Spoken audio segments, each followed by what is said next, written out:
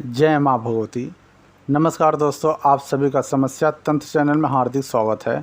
आप सभी के लिए एक नया जानकारी, एक नया रहस्य शक्ति के माध्यम से। जो भी व्यक्ति नित्य पूजा पाठ करता है, साधना करता है, मंत्र जाप करता है, उससे कभी कभी अधिक से अधिक गुस्सा क्यों आता है, इसका वजह क्या है? यह जो गुस्सा आता है क्यों आता है, किस लिए आता है, इसका वजह क्या है? क्या इसका आना स्वाभाविक है और इसका साधक के ऊपर क्या प्रभाव पड़ता है?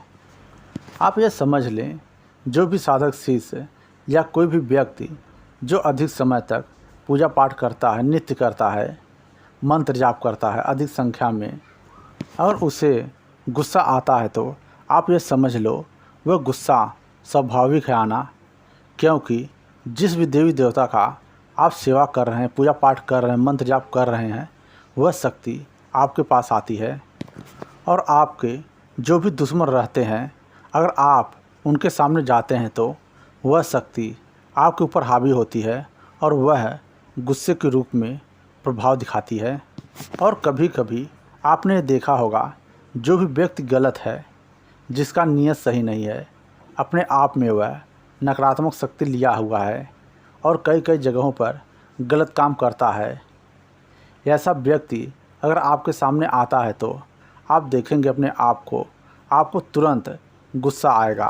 वह जो आप पूजा मंत्र जाप साधना करते हैं जिस देवता का, वह देवता उस समय आपके ऊपर हावी होता है, इसलिए उस व्यक्ति को देखकर आपको गुस्सा आता है।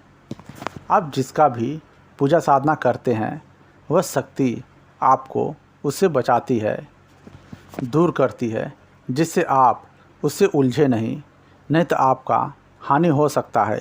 इसलिए वह शक्ति आपकी रक्षा करने के लिए, आपका भला करने के लिए वह आ जाती है और उस व्यक्ति के ऊपर गुस्सा करने लगती है, जिससे आप वहाँ से हट जाएं और वह व्यक्ति आपसे दूर हो जाए। इसलिए वह शक्ति आपकी रक्षा करती है, आपका भला करती है, इसलिए उससे दूर करने के लिए यह क्रिया करते रहती है। यहाँ पर आप यह न समझें, यह जो मेरी शक्ति है मुझे ऐसा बार बार गुस्सा देती है तो क्या मेरा हानि हो सकता है, मेरा जो भी काम बन रहा है वह बिगड़ भी सकता है, ऐसा आप बिल्कुल भी ना सोचें। क्योंकि वह जो आपकी शक्ति है कोई मामूली शक्ति नहीं है। आपने उसकी पूजा साधना किया है, कई कई वर्षों तक मंत्र जाप किए हैं, इसलिए वह आपके पास आती है और आपका रक्षा करती है।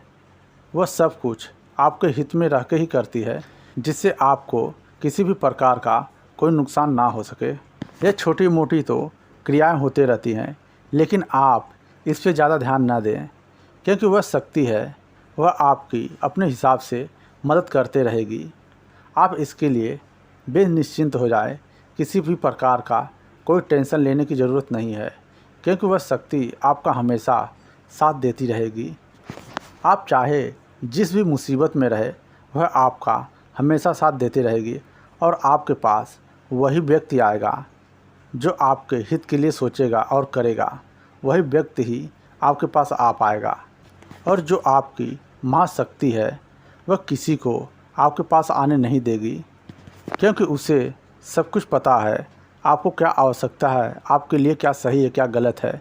वह सब कुछ अपने अनुसार से आपका अच्छा ही करेगी। और हाँ, कभी यह हो सकता है कोई आपका दुश्मन है और वह आप पे तंत्र प्रयोग करवाता है, तो कभी कभी जो आपकी शक्ति है वह उसे बांध देता है, तो यहाँ पर आपको प्रॉब्लम हो सकता है।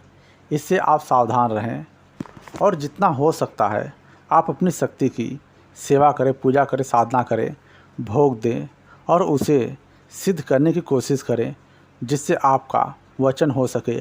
और अगर एक बार वचन हो जाता है तो कोई भी तांत्रिक, कोई भी भगत आपकी शक्ति को बांध नहीं सकता है और आपके खिलाफ कार्य करवा नहीं सकता है।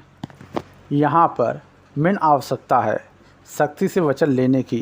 अगर वह शक्ति आपके ऊपर आते हैं तो आप और किसी व्यक्ति से यह कह दें, अगर वह शक्ति मेरे ऊपर आती है तो आप यह वचन उससे ले लें, जिससे वह शक्ति उस व्यक्ति को वचन दे देती है, तो आप यह समझ लो आपके ऊपर कोई तंत्र प्रयोग नहीं होगा और आपकी शक्ति को कोई बांध नहीं सकेगा। और कैसे वचन लिया जाता है वह आप समझे। दूसरे व्यक्ति से आप पहले ही कहकर रखें यह वचन आप उससे ले लेना। और अगर शक्ति आपके ऊपर आएगी तो आपको कुछ भी याद नहीं रहेगा, उस समय सिर्फ शक्ति ही बोलेगी।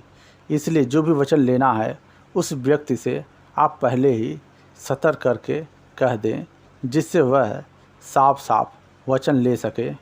फिर जब आपके शक्ति से वचन हो जाता है तो फिर आपके शक्ति को कोई भी तांत्रिक, कोई भी भगत बांध नहीं सकेगा, आपके खिलाफ कुछ भी नहीं कर सकता है, क्योंकि वह शक्ति आपको वचन दे चुकी है। आपके खिलाफ वह कभी भी गलत कार्य करने के लिए तैयार नहीं होगी। कोई भी कितना भी बड़ा तांत्रिक हो वह कुछ भी नहीं कर पाएगा। और जहाँ तक हो सके आप अपनी शक्ति की पूजा साधना अधिक से अधिक करें, जिससे वह शक्ति आपके ऊपर आ सके और आपको पूर्णता के साथ वचन दे सके। जब आपकी शक्ति आपको वचन दे देती है तो वहाँ पर आप सबसे बड़ी गलती करते हैं।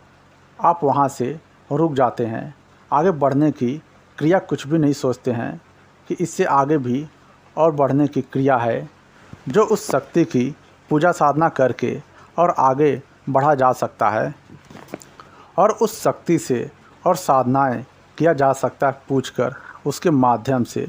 लेकिन यहाँ पर साधक शिष्य यही गलती करते हैं, आगे बढ़ने की कोशिश नहीं करते हैं। वह यही सोचते हैं मेरे पास यह शक्ति आ गई है, अब मुझे किसी और चीज़ की ज़रूरत नहीं है, आगे बढ़ने की ज़रूरत नहीं है। यहीं से वह बिल्कुल सीमित हो जाते हैं, आगे बढ़ने का कुछ भी चांस नहीं रहता है उन्हें और वह दूसरे का कार्य करने में उलझ जाते हैं, जिससे उन्हें ही बड़ा नुकसान होता है।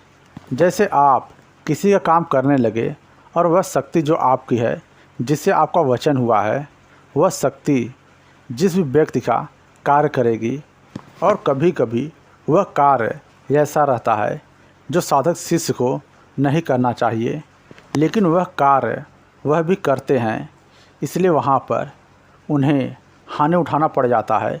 जो आपकी शक्ति रहती है वह तो कार्य कर देती है, लेकिन जिस व्यक्ति का आपने कार्य किया है उसके कितने पाप दोष कर्म हैं वह सब कुछ आपके ऊपर आने लगता है।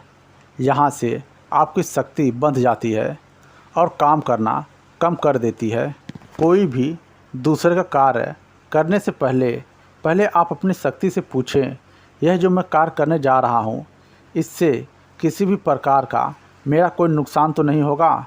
अगर वह शक्ति कहती है तुम यह कार्य करो तभी आप करें, अगर नहीं कहती है करने के तो आप ना करें। यहाँ पर आप अगर कोई भी कार्य करते हैं शक्ति से पूछकर तो आपको किसी भी प्रकार का कोई नुकसान नहीं होगा। इसलिए आप जो भी करें बहुत सोच समझ कर करें, क्योंकि यह आपकी ज़िंदगी एक बार मिलती है और शक्ति एक बार ही मिलती है, बार बार नहीं मिलती है। अगर आप गलत कार्य करने लगेंगे तो आपका ही पूरा जीवन खराब होते चले जाएगा। बाद में आपको कोई भी नहीं पूछेगा, वह चाहे घर वाले हों या फिर बाहर वाले हों। इसलिए आप कोई भी कार्य करें तो शक्ति से पूछ कर करें। जिस शक्ति की आपने इतना पूजा साधना किया है वह शक्ति आपको कभी भी धोखा नहीं देगी। इसलिए आप जो भी करें शक्ति से पूछकर ही करें।